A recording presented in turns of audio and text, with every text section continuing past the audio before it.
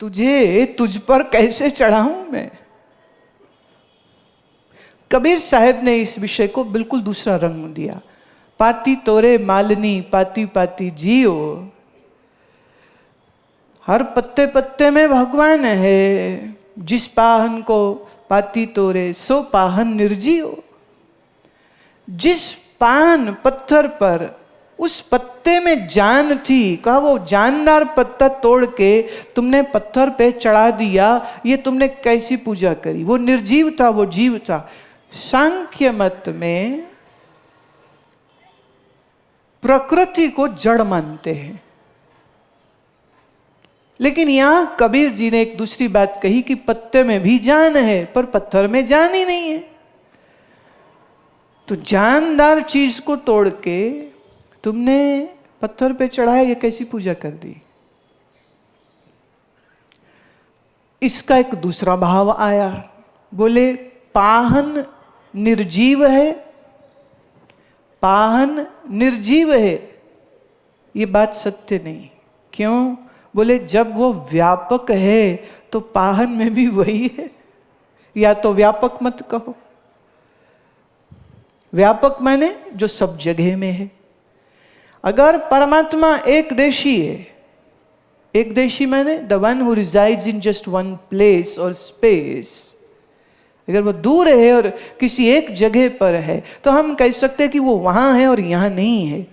जब हम कहते हैं वो सब जगह है तो फिर मूर्ति में भी वही है। अगर मूर्ति में भी वही है तो अगर कोई मूर्ति को भगवान का स्वरूप समझ के नमस्कार कर रहा है तो वो कौन सी गलती कर रहा है। हाँ, इसमें बस इतनी चूक है, यहां अटक मत जाना कि मूर्ति ही भगवान है। समझ ये आ जानी चाहिए कि मूर्ति भी भगवान है। बात समझना इसको, मूर्ति ही भगवान है, बात एक नंबर की। मूर्ति भी भगवान है। तो जब सर्व में है तो मैं यहां नमन करूं, यहां नमन करूं, वहां नमन करूं, ऊपर नमस्कार करूं, नीचे करूं, बाएं करूं, दाएं करूं, क्या फर्क पड़ता है। सब जगह तो वही व्यापक है। तो मुझे बताइए, कोई लड़ाई की बात रहती है क्या? कोई लड़ाई की बात रह ही नहीं सकती। तो लड़ते अज्ञानी हैं, ज्ञानियों के यहां कोई लड़ाई नहीं होती है। आखिरी जो बंद स्वामी राम देते, वो कहते हैं भुजाएं हैं न सीना है। भुजाएं माने बाहें, आर्म्स, सीना न गर्दन है न पेशानी। पेशानी उर्दू का शब्द है, उसका मतलब होता है माथा। भुजाएं हैं, न सीना है, न गर्दन है, न पेशानी। तू है निर्लेप नारायण, कहाँ चंदन लगाऊं मैं। तेरे को चंदन कहाँ लगाऊं प्रभु, तू तो निर्लिप्त, अमूर्त, निराकार, सर्वव्यापक। कहाँ चंदन लगाऊं, किस जगह पे चंदन लगाऊं। प्रश्न फिर आता है, चंदन लगाते ही क्यों हैं? इसका एक वैज्ञानिक कारण है। भ्रूमध्य, the mid of the eyebrows, भ्रू मैंने आईब्रोज, मध्य मैंने सेंटर। भ्रू मध्य का ये जो पॉइंट है, अगर यहाँ से हमको एक सुई एक सीधे अंदर लगावें तो वो डायरेक्टली जाकर के टच होगी पिट्यूटरी ग्लैंड के ऊपर। हमारे शरीर के नियंत्रण और संयंत्रण, मैनेजमेंट के लिए ये पिट्यूटरी ग्लैंड बहुत इंपॉर्टेंट काम करती है।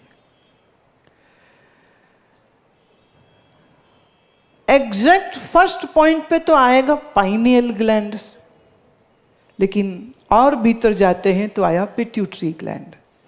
पाइनियल ग्लैंड बाय 12 और 13 एट्रोफी हो जाती है उसकी, मतलब उसका बढ़ना या कार्य करना रुक जाता। और आज तक मेडिकल साइंस इस बात को नहीं समझ पाई कि पाइनियल ग्लैंड है ही क्यों और इसकी एट्रोफी क्यों हो जाती।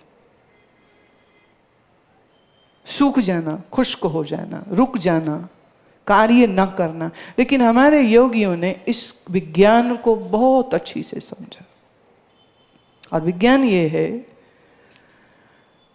इसको, इस पाइनियल ग्लैंड को हम योग की भाषा में तीसरा नेत्र भी कहते हैं, या दिव्य चक्षु भी कहते हैं, या ज्ञान नेत्र भी कहते हैं। जैसे गीता में आपने देखा, भगवान ने कहा ना कि दिव्य चक्षुओं से ही मुझे देखा जा सकता है, अन्यथा मैं देखने में नहीं आऊँगा। तदामि दिव्य चक्षु, मैं दिव्य चक्षु तुम्हें देता हूँ। आपने सुना होगा एक और फिर योग की भाषा का ही ये शब्द है जिसे हम कहते 10वां द्वार।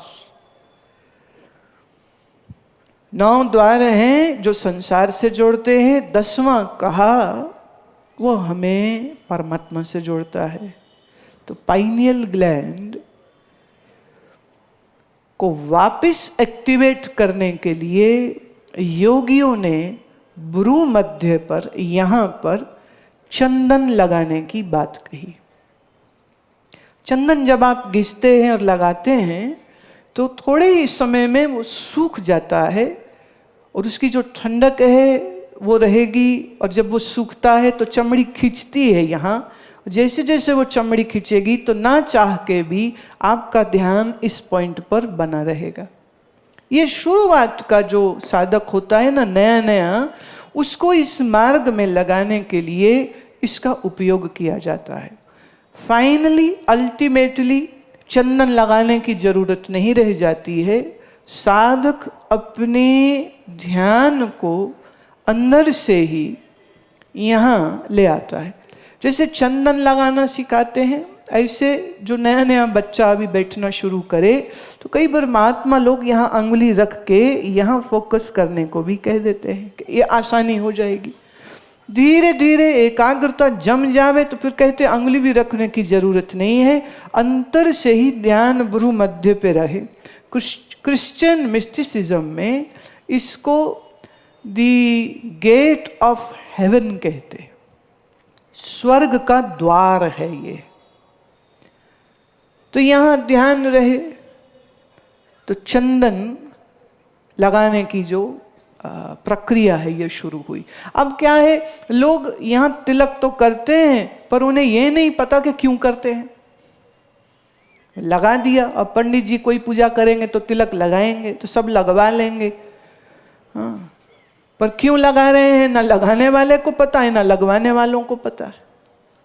इसको मैं कहती हूँ ब्लाइंडली फॉलोइंग द रिचुअल्स। सोचो तो सही, समझो तो सही, क्यों? उसके पीछे कुछ विज्ञान होता है, कुछ कारण होता है। जब कारण समझ नहीं आती है तो बस फिर वो खाली डब्बा बज रहा है। मैंने सांप निकल गया और लकीर पीटो, तो लकीर पीटने वालों को हम धार्मिक कह देते हैं। वो सांप कहाँ गया भैया, थोड़ा उसको भी ढूंढ लो। मैं कोशिश यही कर रही हूँ कि तुम उस सांप को ढूंढ लो जो निकल गया है, जो असली चीज है वो पकड़ में आ जाए।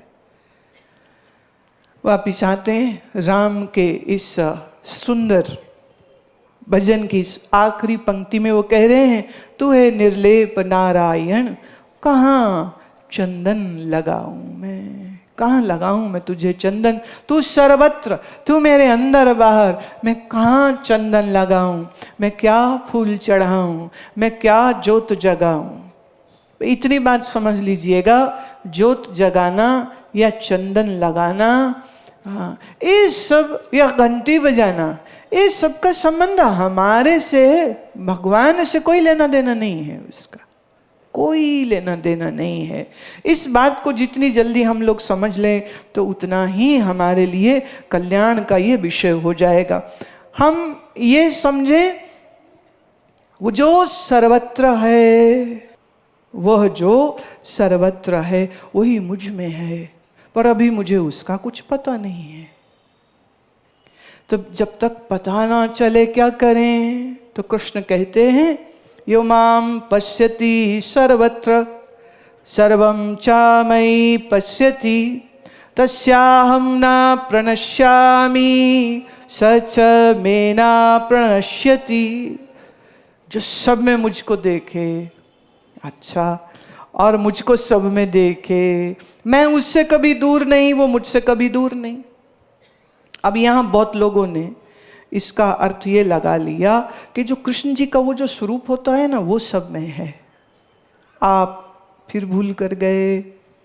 कृष्ण ने अपना स्वरूप क्या है सो बहुत अच्छे से भी बताया। कृष्ण ने क्या कहा कि मैं, ये जो मैं है, इस मैं को जानो, और ये मैं सत्य है, चैतन्य है, आनंद है और व्यापक है। पर तुम्हें अभी सिर्फ शरीर दिखता है, तुम सिर्फ शरीर को मैं समझते हो। तो कृष्ण जब कहते हैं मैं, तो वो शरीर को मैं नहीं कह रहे हैं, वह अपने आत्म स्वरूप को मैं कह रहे हैं। अपने आप को बताते हुए भगवान ने इतना सुंदर, इतना प्यारा ये वचन दिया। और वो कहते हैं यथा सर्वगतम सौक्षम्यादकाशम नोपलिप्यते सर्वत्रावस्थितो देहे तथात्मा नोपलिप्यते। जैसे सब जगह में आकाश है, आकाश माने एम्प्टी स्पेस, सब जगह में आकाश, शरीर में भी आकाश है। तभी तो सुई लग जाती, अगर जगह ना हो तो सुई अंदर नहीं जा सकती। सबसे हार्ड आपकी स्पाइनल कॉलम होता है, उसमें भी सुई डालते हैं, इंजेक्शन लगता है, खोपड़ी में भी लगाया जा सकता है। Space is everywhere. जैसे आकाश सब जगह में है, पर हमें वस्तुएं दिखती हैं, आकाश नहीं दिखता है। जैसे आकाश सब जगह होता है पर किसी वस्तु में लिप्त नहीं होता है, ऐसे ही परिपूर्ण परमात्मा सब में है पर किसी में भी लिप्त नहीं होता है। आकाश की न्याय। अब छोटी बुद्धि समझ नहीं पाती है आकाश की न्याय, परमात्मा व्यापक कैसे। तो फिर उसकी बुद्धि को देख के संतों ने कहा चलो अभी फिलहाल ये बात जो कृष्ण कह रहे हैं ना, फिलहाल तो उन्हीं को ही देख लो, फिलहाल उन्हीं को ही भगवान समझो। पर तुम्हारे ही अंदर वो कैसे है, ये जानने के लिए थोड़े और ज्ञान की, थोड़े और अभ्यास की, थोड़ी और बुद्धि की आवश्यकता है। पर है वो सर्वत्र। किसी भी चीज का खंडन करना बड़ा आसान है, लेकिन उसके विज्ञान को समझने की अगर हम चेष्टा करेंगे तो उसके पीछे कुछ ना कुछ कारण मिल जाते। ये देश, भारत देश, बड़ा अद्भुत देश। इस देश में ये आजादी दी गई कि तुम्हें भगवान साकार मानना है मानो, निराकार मानना है मानो, मूर्ति में मानना है मानो, बुद्ध की तरह शून्य है सब कहना है कहो, जैन ही होके कहना है सिर्फ आत्मा ही है परमात्मा नहीं है, वो भी स्वीकार है। और किसी ने कहा नहीं जी कुछ भी नहीं, ना आत्मा ना परमात्मा, चार वाक सिद्धांत, उन्होंने कहा ये भी स्वीकार। ये अद्भुत देश यही है जिसमें इतनी टॉलरेंस और इतनी पेशेंस और इतना बड़ा दिल है। सांख्य में निरीश्वरवादी सांख्य और ईश्वरवादी सांख्य दो हैं। सांख्य दर्शन जो हमारा है, ईश्वरवादी ईश्वर है और प्रकृति है और जीव है। निरीश्वरवादी कहते ना ईश्वर कोई नहीं है, मैं हूं और प्रकृति है, दैट्स इट। दो की सत्ता मानो, तीन की सत्ता मानो, या शंकराचार्य की तरह अद्वैत की सत्ता मानो, एवरीथिंग इज एक्सेप्टेबल। राम का दृष्टिकोण बड़ा अद्भुत, बड़ा अद्भुत, बहुत अद्भुत। एक ने कहा जी हम नहीं मूर्ति मानते। अच्छा ना मानो, अपने आप को क्या मानते हो? ये शरीर क्या है? मूर्ति नहीं है। दो बाहें, हाथ पैर, सीना, माथा, सब कुछ है ना, तेरी भी तो मूर्ति है। मुझे याद आ रहा है हरिद्वार में, ऋषिकेश जैसे इलाकों में ना संतों को भी मूर्ति बुलाते। महात्मा कहना ना किसी भंडारा करना है, संतों को बुलाना है, तो वो ये नहीं कहेंगे कि कितने संतों को बुलाना, वो कहेंगे कितनी मूर्ति बुलानी है। एक हमारे स्वामी जी हरिद्वार में बैठे थे, एक सेठ आया कलकत्ते का, वो कहते जी मैंने ना भंडारा कराना है संतों का। मैं कहा ठीक है हो जाएगा। तो स्वामी जी अपने चेले से कहते हैं कि अच्छा वो भंडारे के लिए मैसेज कर दो। तो चेले ने कहा महाराज कितनी मूर्तियां बुलवानी है, 108 बुलानी है, 50 बुलानी, कितनी मूर्तियां बुलानी। सेठ को सुन के बड़ी ना कष्ट सा होने लग गया। बोले हद होगी, एक मूर्ति लाख रुपए की आती, ये 108 मूर्तियां मंगवाएंगे, ये पागल हो गई है क्या। वो कहता महाराज मैंने कोई मूर्ति नहीं मंगवानी, ना ना ना मैंने नहीं मूर्ति मंगानी, मैं तो खाली भंडारा कराना है। वो कहते भाई जी हम लोग महात्मा को भी मूर्ति बुलाते हैं, तो हम ये कह रहे हैं कि कितने महात्माओं को बुलाना है। तो ये आप भाषा नहीं समझ पाए। तो आपका जो शरीर है ये भी तो एक मूर्ति है। मूर्ति भगवान नहीं होती, चलो मान लिया, तो फिर तो ये भी कहना पड़ेगा कि वो तुम में भी नहीं है, क्योंकि तू भी तो मूर्ति है, शरीर भी तो मूर्ति है। अच्छा अगर तेरे में ही नहीं है तो फिर तो भगवान को एक देशी बनाना पड़ेगा। तो भगवान का स्वरूप हम गलत समझ रहे हैं, तो we have to correct ourselves. And how? वो सब में है।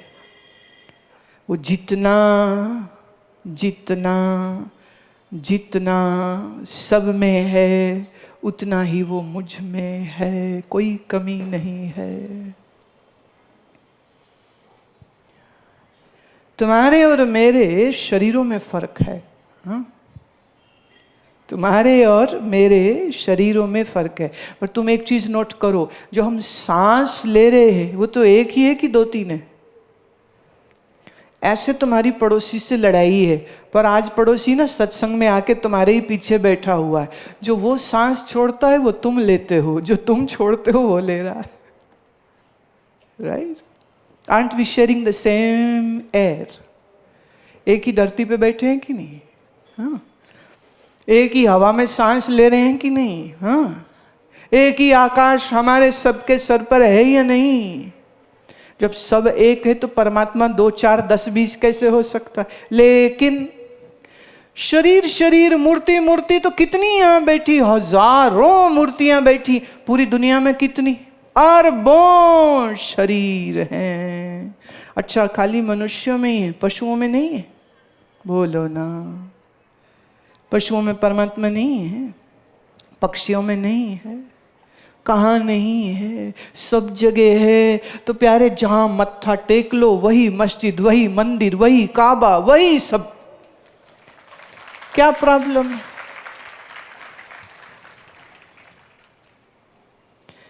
वृंदावन में एक बहुत प्यारी संतनी की बात सुनाती हूँ। मैं छोटी थी, एक दूसरे महात्मा के साथ गई थी पहली बार जब, तो देखा वो सामने से आ रही थी, उनको देखा तो सारे बड़े खुश होने लगे, अरे वो आ गई वो आ गई। हम लोगों ने तो पहली बार देखा, बड़ा प्यारा सुंदर खिला हुआ चेहरा, सफ़ेद कपड़े उनके बड़े प्यारे से, कृष्ण कृष्ण कृष्ण कृष्ण उनके मुख पे चले। तो एक ने कहा कि माता जी ये भोग ले लीजिए, केले थे, भगवान को भोग लगा देना। अब वृंदावन तो मंदिर है ना बहुत सारे। दोनों ने लिया, लिफाफे में से केला निकाला, छीला, खाने लग गई।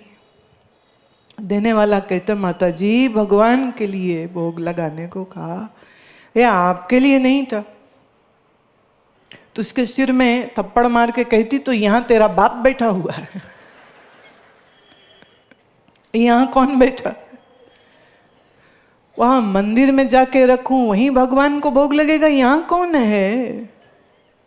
वाणी में बहुत सुंदर पंक्ति आती है, हर हर जन दो ये एक है, बिब विचार कछ ना है, जलते उपजे तरंग ज्यों जल ही बिखे समाहे। जैसे जल की तरंग जल से अलग नहीं, ऐसे हरि का जन हरि से अलग नहीं। जिसने परमात्मा ज्ञान प्राप्त किया वो परमात्मा स्वरूप हो गया। ब्रह्मविद ब्रह्मैव भवति, जिसने ब्रह्म को जाना सो ब्रह्म हुआ। तो परमात्मा का स्वरूप, आहा कितना सुंदर, सब है और यूं वो उसके अपना कोई आकार नहीं, पर फिर आकार सारे उसी के हैं। उसके अपने हाथ पैर कोई नहीं और फिर भी सारे हाथ पैर उसी के हैं। उसकी अपनी कोई सूरत नहीं, फिर भी हर सूरत उसी की है, उसी की है। एक फकीर ने कहा, करता नहीं इबादत में हाथ में तस्बीह लेके, तस्बीह माने माला। करता नहीं इबादत मैं हाथ में तस्बीह लेके, आंखें खोल देखता रहता हूँ, आते जाते नाम सुमिरता रहता हूँ। कोई एक आया सिर, ये मुंडी आई एक, माला के मनके की जैसी है ना, ये सर आया गया, सूरतें देख रहा हूँ, हर सूरत मेरे प्रभु की है, हर सूरत मेरे प्रभु की है। और उसकी भिन्न भिन्न अलग उसकी सूरतें देखता हूँ, देख देख के नमन करता हूँ, देख देख के उसी को याद करता रहता हूँ। वो याद है ना, नामदेव जी की बड़ी प्रसिद्ध कथा है ये। एक बार भोजन पका रहे थे, कुत्ता आया, रोटी लेके भाग गया। और नामदेव जी भक्ति मार्ग में थे ना, अभी ज्ञान ही नहीं थे, सर्वत्र गोविंद है, अभी इस अनुभूति में नहीं गए थे, पर सब में परमात्मा है, इस अनुभूति में तो बहुत जोर से थे, सारे रूप उसी के हैं और मैं उसी दाता का भक्त हूँ। ये भाव था। कुत्ता लेके रोटी भागा तो उसके पीछे घी लेके भागते, प्रभु घी तो लगाने दे, सुखी गले में अटक जाएगी। ए प्रभु थोड़ा घी तो लगा लेने दे, सुखी तेरे गले में अटक जाएगी। कुत्ता आगे आगे, वो घी लिए पीछे पीछे घूमते रहते। ऐसा कहते हैं नामदेव जी को 72 बार भगवान का दर्शन हुआ। अब वो किसको मानते थे? कृष्ण के, विष्णु के उपासक थे वो। तो विष्णु के स्वरूप का दर्शन उनको 72 टाइम्स हुआ। अच्छा भाई 73 टाइम्स क्यों नहीं हुआ? बाद में बंद क्यों हो गए? भगवान नाराज हो गए थे क्या हुआ था? एक छोटी सी इसकी कथा कहती हूं। कुंभ था नासिक का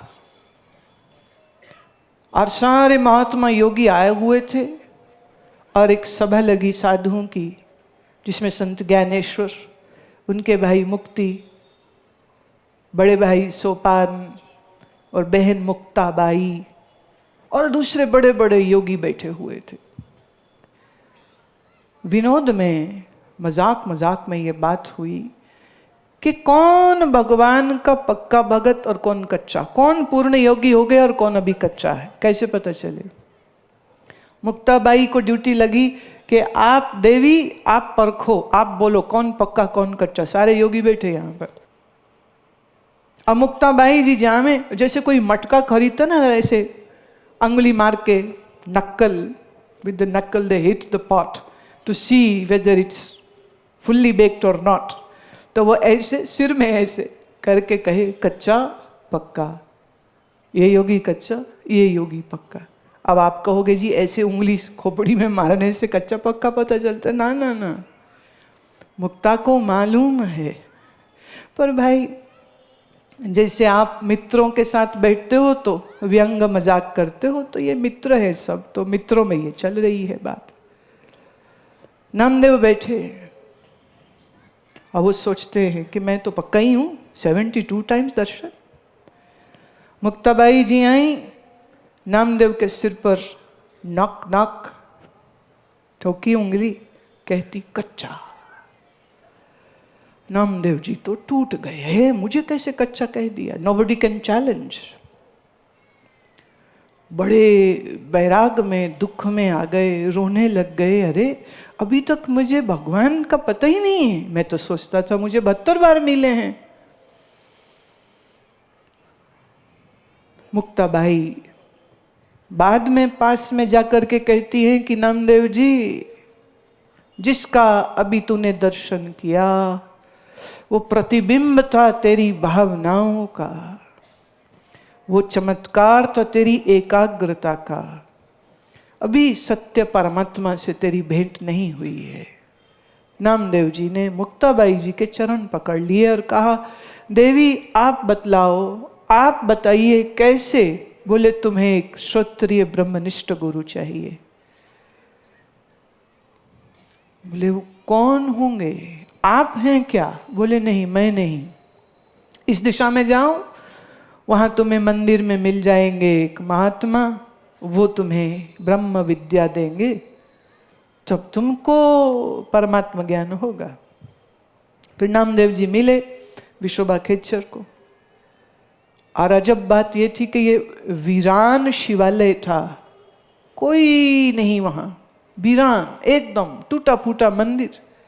अंदर गए तो क्या देखते हैं, विशोबा खेचर, दिन का समय है और वो आंख बंद किए सो रहे हैं, और वो शिवालय था और उनके पैर लगभग लगभग शिवपिंडी को छू रहे।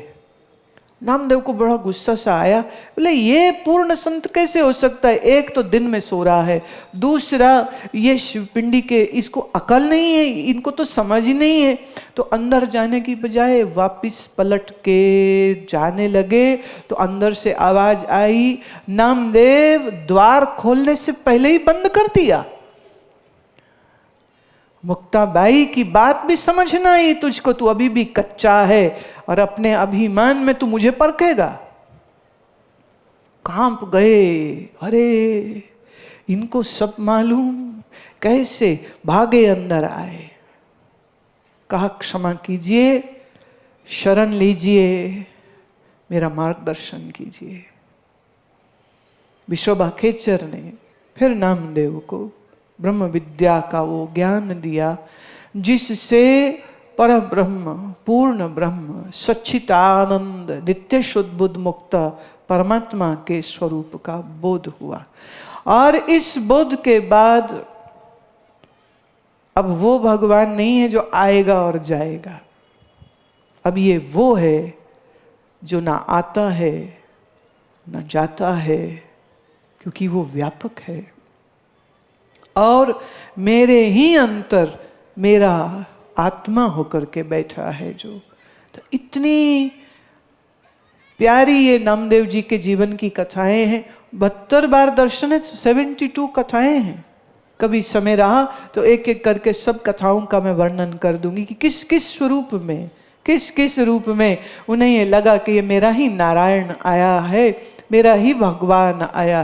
तो सर्व में वो है, ये भक्त देखता है, और वही सर्व मुझ में है, ये ज्ञानी देखता है। और ज्ञानी की इस स्थिति को स्वामी राम तीर्थ ने अपने अत्यंत सुंदर शब्दों में वर्णित किया।